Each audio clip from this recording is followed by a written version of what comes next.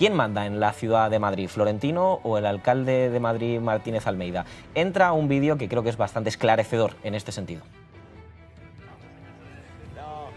No, vaya collejita me ha dado el presidente, agresión, agresión. Pido bar, pido bar. Es para que vengamos dentro de un mes. Es para que venga dentro, es que van a volver dentro de un mes. Espera con los brazos abiertos, Presi. ¿Usted cree que volverán, Presi? Seguro.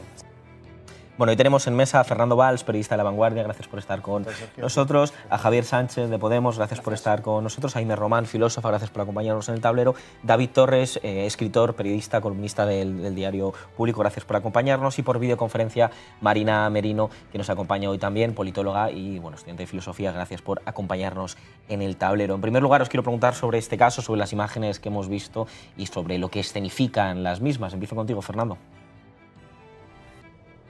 Perdona, Sí. es que imágenes sobre Melilla.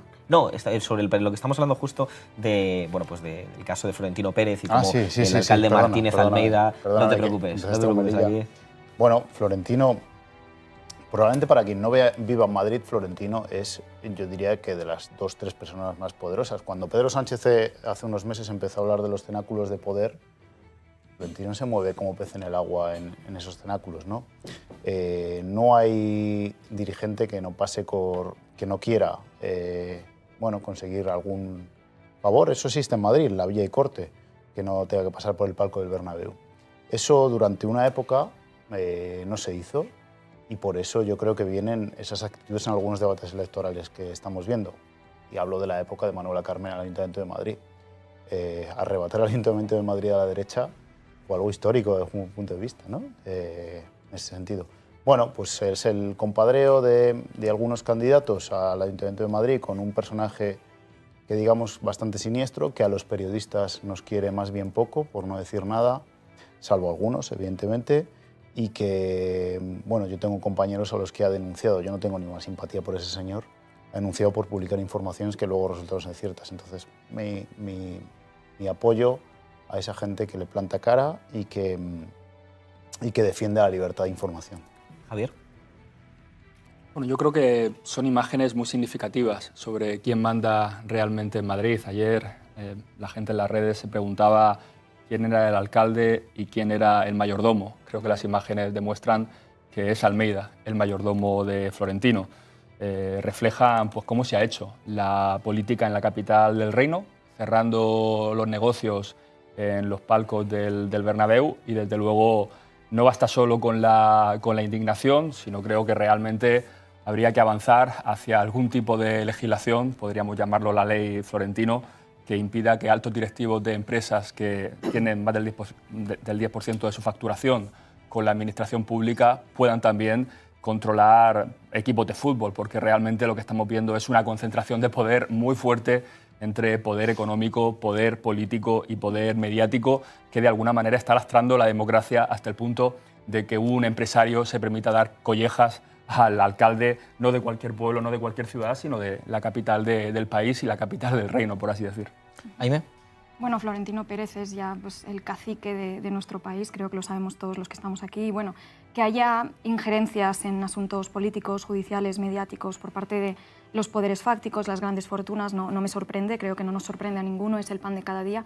En todo caso, lo sorprendente en este caso, ¿no? Lo que vemos aquí es la forma en que esto se explicita de esta manera, sin ningún tipo de pudor ni reparo, ¿no? Es como esta escenificación, es un compadreo, pero también es una situación, es una posición de subordinación y de genuflexión, la de Almeida, ¿no? Entonces es eso, pueden permitirse faltar públicamente al respeto a representantes políticos sin el más mínimo temor a sufrir ningún tipo de represalia, ni mediática ni de ningún tipo, ¿no? En parte porque también controlan el enfoque y la cobertura de los medios generalistas de este país. David.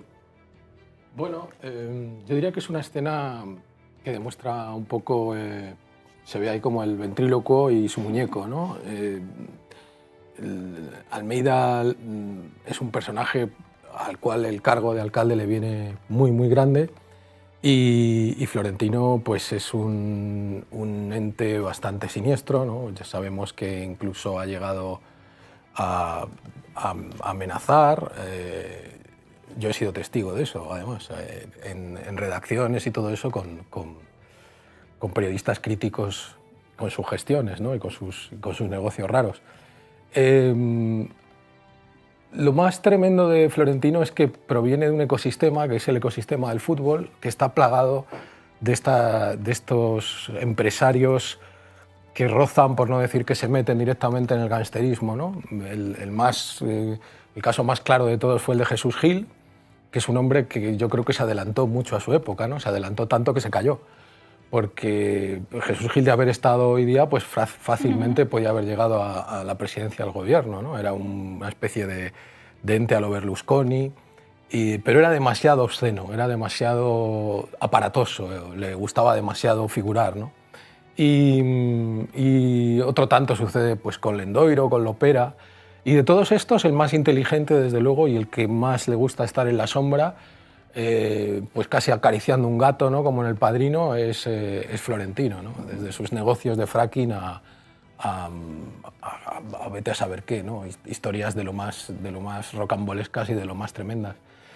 Pero bueno, haya quedado como una anécdota y demuestra qué poco le importa parecer ahí, pues eso, como el amo y señor del cotarro.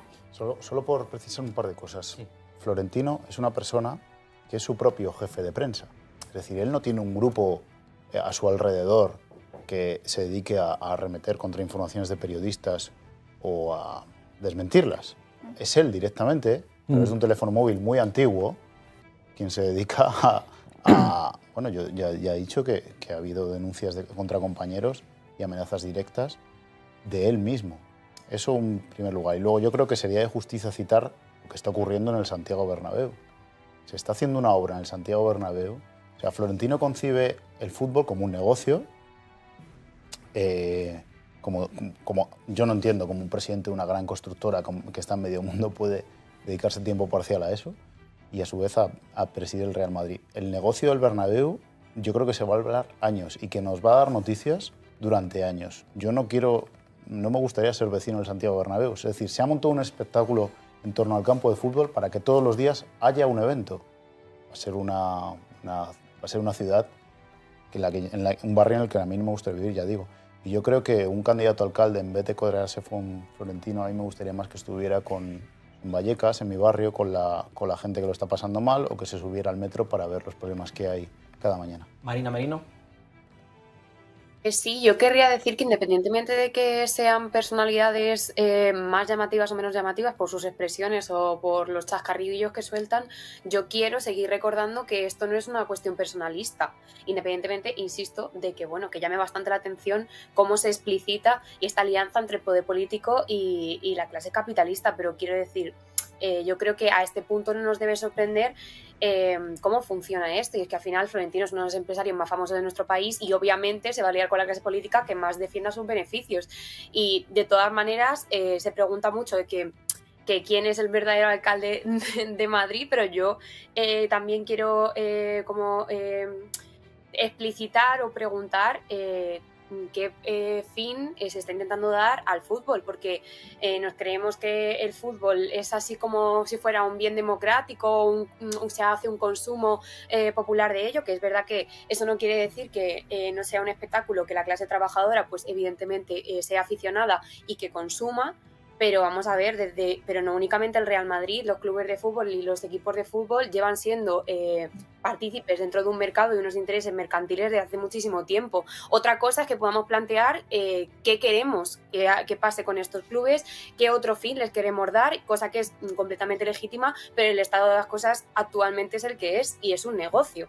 Lo vemos con las casas de apuestas, lo vemos con la publicidad, lo vemos con cómo se han cambiado poco a poco las reglas de fútbol, cómo se ha ido espectacularizando para que deje de ser un deporte popular a que empiece a ser pues lo que realmente estamos acabando viendo. Entonces esto no es una cuestión exclusiva ni de Florentino, ni del Madrid, ni esta alianza política ha pasado únicamente en este caso. Entonces creo que es importante explicitarlo. Y yo me alegro que al final ellos, me alegro entre comillas, ¿no? Pero me alegro de que al final ellos lo expliciten, que no se escondan, porque eso al final puede hacer que los demás tomemos conciencia y estemos hartos de esta situación. Tenemos a Fonsi Loaiza, periodista, experto además en el caso de Florentino Pérez, y es que publicó un libro pues bastante recomendable aquí desde Canal Red, hablando sobre el personaje y sobre el poder que tiene este señor. Fonsi Loaiza, gracias por acompañarnos en el tablero. Hola, ¿qué tal? Un placer. Y Florentino Pérez, la verdad que no solo es alcalde con Almeida, sino que lo ha sido con Ana Botella, con Gallardón, con Álvarez del Manzano, y también podría decirse que también mandó mucho y tuvo mucha influencia con Manuela Carmena. ¿Con Manuela Carmena también? Exacto. Florentino Pérez fue su empresa una de las máximas adjudicatarias con la anterior alcaldesa y lo sigue siendo con Almeida. Es algo que no cambió con la entrada del gobierno de progresista.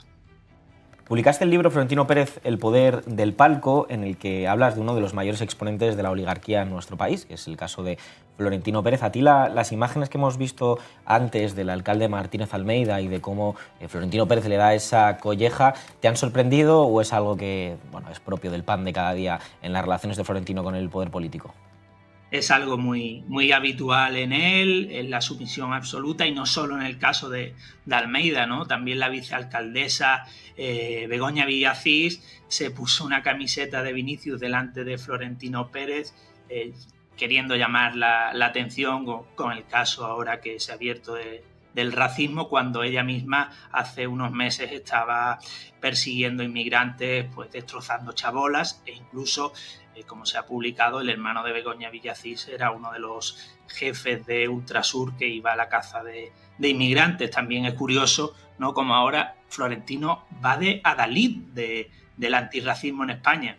Habría que rastrear el dinero que hay detrás de la Fundación ACS, por ejemplo. ¿Quién es el presidente? Es el hermano de Mayor Oreja, uno de los grandes capos del lobby ultraderechista, como Florentino Pérez también.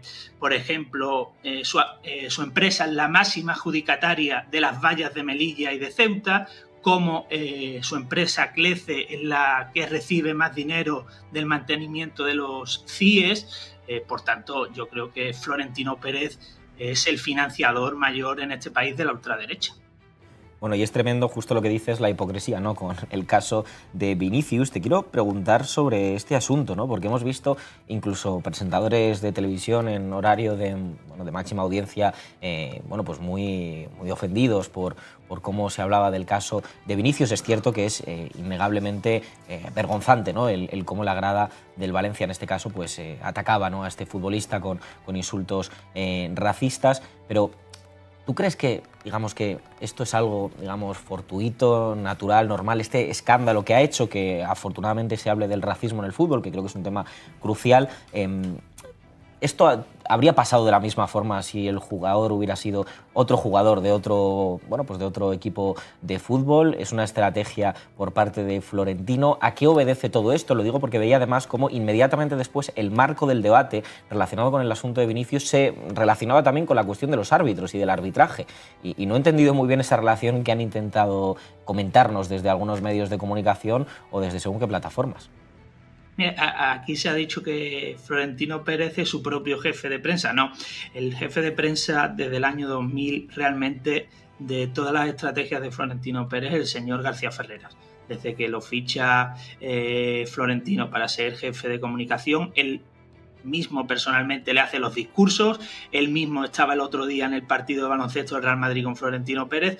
Por tanto, las estrategias mediáticas de Florentino Pérez, las ideas, el señor García Ferreras Ferri, su Ferri, por tanto, provienen del material de Al Rojo Vivo y de García Ferreras en la Sexta, que ahora también, por ejemplo, va de adalid del antirracismo, cuando hace muy poco pues daba cancha al ultraderechista Eduardo Inda y también pedía que había que hacer un gran muro en Melilla. Por tanto, es una estrategia que parte desde García Ferreras y Florentino Pérez, y además cómo en España se ha blanqueado la operación que hizo Florentino Pérez, que supuestamente era de lucha contra los nazis de Ultrasur.